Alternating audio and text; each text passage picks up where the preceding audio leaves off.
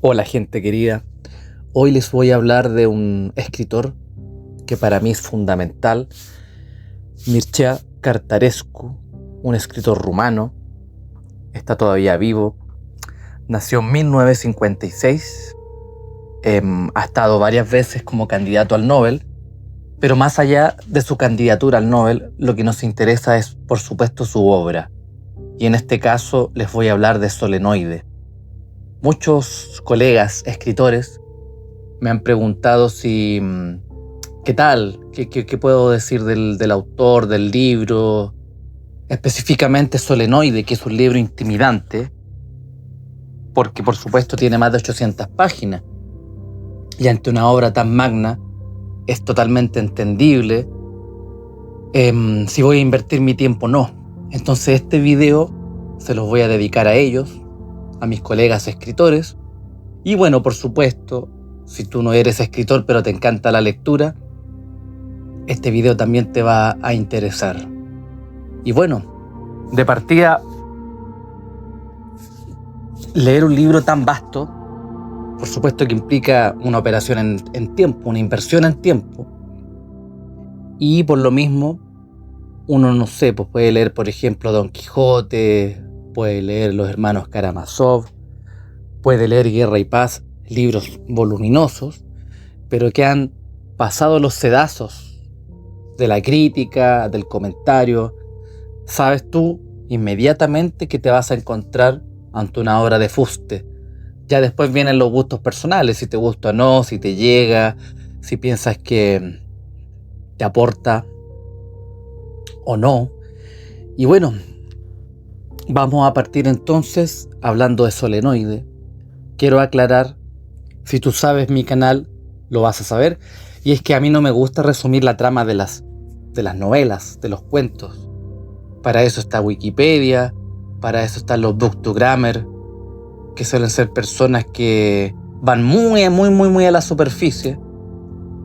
Tampoco prometo una disección. Por supuesto que eso excede las capacidades que tiene un simple audio en YouTube, un podcast. Para eso tendría que dedicarle horas y horas de trabajo. Pero sí, lo que yo quiero hacer es explicar brevemente, muy brevemente, cuál es el argumento y qué es lo que se va tejiendo al interior de esta obra. Cosa que tú al final del video tengas la capacidad para decir, sí, este es un libro que realmente me está llamando o no. Bueno, breve. Yo llegué a Cărtărescu por una recomendación en un blog que se llama Un Libro al Día. Hace tiempo que no lo leo, pero estaba en una época hace 9 años atrás de mucha búsqueda. Además de los clásicos, como dije yo, que tú sabes que tarde o temprano se hacen obligatorios, también estaba buscando autores de terror. En ese tiempo yo estaba leyendo Thomas Ligotti, Arthur Machen, bueno, Lovecraft, que es un autor que constantemente estoy visitando, y aparece este Cărtărescu. No voy a engañar a nadie, pero si tú me preguntaras cuántos autores rumanos conoces, no llego ni a 2. La literatura rumana, como bien sabemos, todavía es una gema por descubrir. Salvo a los especialistas, los traductores, ellos deben conocer mucho mejor la literatura rumana. Pero la literatura rumana en general no está sincronizada, no está actualizada con la literatura universal, como por ejemplo una literatura francesa, inglesa, italiana, española, y podemos seguir contando. Bueno, este escritor, hay una obra que se llama Lulu. El título no tiene nada de terrorífico, pero te la vendían como un escritor de terror, y me di cuenta que no es un escritor de terror, porque hay una diferencia fundamental, que el escritor el terror en sí siempre implica una sublimación de algo, que puede ser la aparición de un monstruo, de un ser sobrenatural, del ataque violento de un sádico que va detrás de ti con un cuchillo. Bueno, esos elementos, por lo general, no se suelen dar en la realidad. Entonces yo creo que Cărtărescu, más que un escritor de terror, es un escritor del miedo. Y ahí yo me puedo detener, porque el miedo es una cosa que tú muchas veces se desencadena de ti, no solamente ante una alerta de peligro, como por ejemplo ir caminando y que de pronto aparezca una jauría de perros, ¿cierto? Evidentemente se nos va a activar el miedo. Pero generalmente ese tipo de escenas van más acordes con el terror, que hay una forma de estilizar, de ir creando elementos que te van causando extrañeza hasta que llega al paroxismo. Pero el miedo es algo que se te puede colar desde cualquier forma, desde un pensamiento. Miedo a no llegar a fin de mes. ¿Ah? Ese es un clásico de la clase media chilena. No saber si va a poder estirar el billete hasta el máximo. Pero claro, evidentemente el miedo en Cartarescu tiene un elemento primordialmente que no es solamente físico, sino que se va relacionando con otras esferas como por ejemplo lo onírico, el sueño. Hay una cierta metafísica. Mira, yo diría que Solenoide, el libro que voy a analizar, es un libro claramente gnóstico. Después voy a llegar a eso. Pero en fin, Cartarescu, como bien dije yo, no se le puede encasillar como un autor de terror, porque como dije, el terror tiene unos reglamentos, hay unas normas que te dicen, mira, esto te va a asustar, esto es terrorífico. Él sobrepasa aquello y por eso él tiene una característica universal. Puede llegar cualquier clase de lector y puede beber de sus aguas. Porque como bien sabemos, el terror finalmente es un nicho. Hay gente que goza con las novelas de terror. Hay personas que repugnan las novelas de terror. Cartarescu sobrepasa esos parámetros. Bueno, y Solenoide tiene también otro elemento que es muy crucial, que es el elemento autobiográfico. Pero a diferencia de otros autores que lo explotan al máximo el elemento autobiográfico y finalmente terminan contándote su propia vida, lo que hace Cartarescu es una suerte de ucronía de sí mismo. Él dice, yo cuando partí haciendo clases en un colegio del lejano Bucarest de los años 80, yo le hacía clases a unos niños, unos mocosos, y él cuenta un episodio donde se le llenaba el pelo de piojo. Aquí estamos viendo, claro, efectivamente que era una época de Rumania muy pobre, una época que estaba bajo el yugo del comunismo y evidentemente las condiciones laborales y materiales eran paupérrimas. Bueno, ¿y qué es lo que hace este Cartarescu real? Él, que salió de la Facultad de Letras, que después más tarde hace su tesis doctoral basándose en la literatura rumana. Pero bueno, ¿qué es lo que hace? Él empieza a buscar fortuna como poeta. Y él escribe una obra que se llama El Levante. Una obra que no he leído, pero que entiendo que es una suerte de epopeya homérica, ¿eh? Va como por esa línea. Tendría una pata en Homero y otra pata en Joyce. Y él va utilizando muchos procedimientos. Es un libro, como dije, no he leído. He leído muchos libros de Cartarescu, eso está pendiente. Pero la cuestión es que él, como poeta, en cierta forma se le abren las puertas y puede desarrollar una carrera dentro de la escritura, como poeta y posteriormente como prosista, ¿cierto? Y como crítico también. Eso es lo que pasó en su vida. Pero en la novela, él fracasa. Él escribe su poema que, si no me equivoco, en vez del levante le pone el hundimiento. Es lo contrario. Él se presenta ante una sociedad de escritores, todos están expectantes por el trabajo y termina prácticamente entre pifias. Su vida se hunde. Y es precisamente en ese momento, ante ese hundimiento, que Cartarescu toma el hilo de su vida y se imagina cómo habría sido llevar una vida de fracasado. Lo cual es en cierta forma casi una suerte de autoparodia, es algo que es inquietante. Porque bien sabemos que Cartarescu, después en la vida real, él se casó con una poeta. Entiendo que están juntos todavía, tienen un hijo, formaron familia, pero acá ocurre todo lo contrario. Y bueno, el Solenoide Uno se pregunta, ¿qué es el solenoide? Es una suerte como de una bobina, es como una cosa que magnética.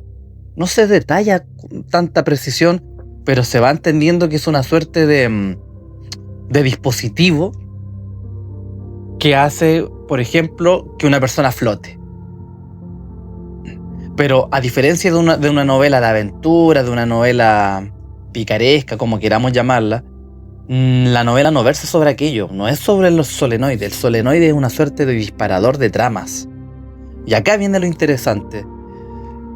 Es un libro que finalmente está lleno de reflexiones en cuanto a lo que es la escritura. Entonces, claro, a diferencia de lo que nos podría decir, por ejemplo, un escritor de éxito, que te podría dar una receta para escribir, para Cartarescu necesariamente no es así. No es una cosa de catarsis, de que te vas a liberar. De hecho, es que es un libro que está escrito en primera persona. Vamos encontrando reflexiones, como por ejemplo, que va diciendo literalmente, cada vez que tú vas escribiendo, más te vas despersonalizando. En vez de invertir ese tiempo en algo útil, lo vas perdiendo, más te vas empantanando. Entonces, claro, es una cosa brutal, es una cosa que a mi juicio está muy cerca de los pensamientos que tendría alguien que va a dar el paso final por mano propia. O sea, no lo voy a decir de forma explícita, pero tú que me escuchas me entiendes a lo que me refiero. Parece un testamento, es una obra testamentaria, en el sentido de que parece ser una despedida del mundo, de un cierto mundo o de una cierta condición de cuestiones. Dije al comienzo que era un libro gnóstico. Bueno, tengo un video en mi canal sobre la gnosis, una introducción, pero a grandes rasgos, la gnosis es una suerte de espiritualidad alterna a las grandes corrientes, a las religiones abrahámicas, ¿cierto? Al budismo inclusive, y tiene que ver con una concepción de que este mundo material es un mundo demoníaco, es un mundo creado por un dios que se le denomina un demiurgo, una suerte de dios fallido. Por ende, su creación es fallida. Y la única forma, gnosis, que viene de conocer, de acercarnos a ese dios, es a través de distintos métodos. Y bueno, acá ya no es que la gnosis sea una sola, y aquí pueden aparecer distintas escuelas, distintas ramas, que no voy a andar mucho en ello, para no desviarme, pero tiene que ver con concebir al mundo como una cosa artificiosa, mal hecha, y que en cualquier momento se va a destruir. O que lisa y llanamente se vive una suerte de mundo ilusorio. Y el desencanto, el ataque, es en contra de la literatura misma. Por eso es un libro que ejerce una atracción tan fuerte para los que escribimos. En una parte, el narrador dice, cito, «He leído todos los libros y no he llegado a conocer siquiera un solo autor. He oído todas las voces con la nitidez con la que oye un esquizofrénico, pero no me han hablado nunca con una voz verdadera». Lo que de cierta forma nos recuerda a los versos de Mallarmé y su Brisa Marina, que dice, «La carne está triste, qué desgracia, y yo he leído todos los libros, huir hacia allá. Siento que los pájaros ya están ebrios de tanto estar entre los cielos». Y bueno, sigue el poema. Pero tiene que ver con eso, que para muchos que desconocen probablemente los mecanismos de la escritura, muchos dicen, no, mira, tienes que abrir un diario de vida y escribir tus pensamientos. Y se ve como casi como una terapia. Pero eso no tiene nada que ver con la literatura. Tampoco lo voy a reducir a la lucha de la página en blanco, del escritor que está todo el día pensando contra la página en blanco. No va por eso. Tiene que ver con este desencanto de que la literatura muchas veces está hueca, es vacía, es superficial, narra cosas como guiones de cine. No hay una interioridad. Y tampoco tiene que ver precisamente con tener una visión negativa del mundo, que todo se va a acabar. Eso sí, Solenoide se permea mucho esta novela, no hay espacio para la broma, no hay espacio para la distensión. Es una novela apretada, es una novela que te va atenazando. Ahora bien, lo que lo hace una novela, a mi juicio, superlativa, es que no se queda simplemente en eso, porque podría pasar las 800 páginas en eternas reflexiones sobre un profesor de un Bucarest de los años 80. Pero que aquí está lo interesante. La novela se va ramificando y se empiezan a abrir otras historias. Por ejemplo, aparece una reflexión sobre el tábano, que fue una novela escrita por una irlandesa que en esa época, en el siglo XIX, cuando fue publicada, fue un éxito de ventas. Y la escritora se llama Ethel Voynich. Y uno dice, ¿dónde he escuchado esto?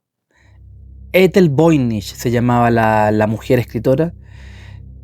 Y de pronto nos vamos dando cuenta que hay un manuscrito Voynich, que es una cosa que más o menos uno las puede ver en la creepypasta, y que tiene que ver con este manuscrito muy antiguo que no ha podido ser descifrado y que tiene una escritura prácticamente inventada, y acá vienen todos los delirios, que puede ser una escritura extraterrestre, que puede venir de otro planeta, de otra dimensión. Entonces, claro, nunca se ha podido resolver aquello, y también, bueno, ahí hay algo. Es como que Cartarescu nos viniera a decir que la vida tiene una cifra, pero esta cifra muchas veces no la podemos comprender. Cuando nos pasa algo bueno, malo, terrible, azaroso, hay algo ahí que uno intenta descubrir y no aparece. Como dije, hay otra figura también histórica que se van cruzando en las páginas, como la figura del matemático George Boole, o Boole, no sé cómo se pronuncia bien, que fue un genio que desarrolló diversas teorías en los campos del álgebra y la aritmética. Y además que él tenía una hermana, Alice era su nombre, y que desarrolló algunas cosas referentes a la cuarta dimensión. Entonces todas estas cosas van resonando. El tábano de la novelista irlandesa, su relación con el manuscrito Voynich, el genio de las matemáticas, la hermana que hablaba de una cuarta dimensión. Todo esto pareciera decirnos que hay cosas que se escapan a nuestra mera percepción y que habrían en el mundo ciertos buscadores de la verdad, pero son finalmente personas que o se topan con un muro y no logran nada, o llegan a la locura. Y hay otra historia también que van haciendo, como la de Nikolai Minovici, que es una cuestión que yo aquí ya quedé, pero aquí yo sentí una suerte de una cosa muy fisiológica al leerlo. No voy a decir una repulsión, pero bueno, Nikolai Minovici fue un científico que él, para poder experimentar con el tema de la vida al borde de la muerte, él se ahorcaba de forma controlada. Entonces, cuando estaba a punto de morir, se detenía. Y él trataba de ir fijando todas las cosas que iban ocurriendo en la mente. Aparece también hay muchas descripciones sobre los ácaros. Los ácaros, estas cositas pequeñas, imperceptibles, que están en la alfombra. Y Cartarescu trata de recrear un universo de los ácaros con sus jerarquías, con sus propias vidas. Y en el fondo nos vienen a decir que, mira, en la mota de polvo de una alfombra hay una vida bullente con miles de cosas que están ocurriendo y no nos podemos dar cuenta. Entonces aquí hay algo que me parece que es muy desbordante en la prosa de Cartarescu, que es ir de lo micro a lo macro.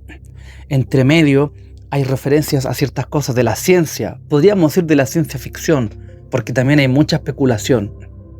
Y claro, como mencionaba yo, de lo micro, de lo pequeño, es un escritor de magnitudes y de mínimos absolutos.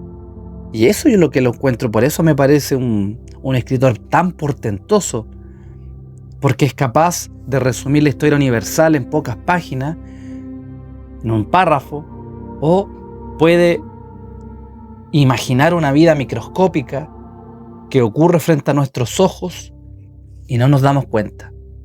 Y voy a terminar con una cita que me parece que explica muy bien el espíritu del libro. Y es así. Y con esto cerramos. No creo en los libros, creo en las páginas, en las frases, en las líneas. Hay algunas palabras en algunos libros, así como en un texto codificado enviado al general del campo de batalla. Solo algunas significan algo, mientras las demás, las que las rodean, son solo una cháchara sin sentido. Muchas gracias. Si te gustó el video, compártelo. Ojalá me puedas comentar acá. Es un escritor que yo he leído profusamente. Y voy a adelantar que voy a hacer el video de Teodoros, que es su última novela. Es las últimas 100 páginas, me falta poquito para terminar. Probablemente va a ser un video de rostro completo. Ahora lo hice así en formato audio a modo de introducción para el próximo libro, para que tú puedas escuchar sobre sobre Solenoide y nos preparemos ya para Teodoros, que es una novela con muchos componentes similares a Solenoide, pero a mí me parece que hay un salto cuantitativo referente al autor, que probablemente tenga relación con una conversión, porque acá ya no hablamos de un Dios fallido ni una creación fallida, sino del Dios cristiano. Eso. Muchas gracias, gente, y hasta una próxima.